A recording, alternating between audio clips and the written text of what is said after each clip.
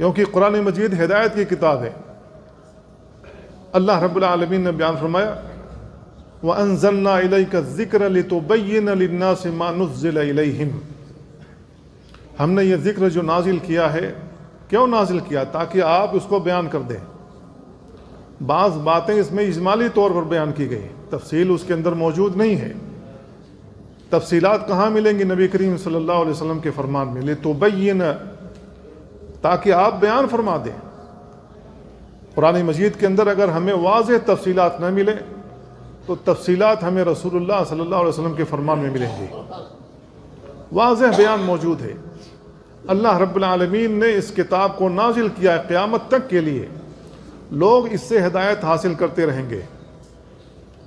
اللہ رب العالمین نے بیان فرمایا اِنَّا نَحْنُ نَزَّلْنَا الذِّكْرَ وَإِنَّا لَهُ لَحَافِظُونَ، ہم نے یہ ذکر قرآن مجید نازل کیا ہے اور ہم ہی اس کی حفاظت کرنے والے ہیں۔ اللہ حفاظت کیوں کرے گا؟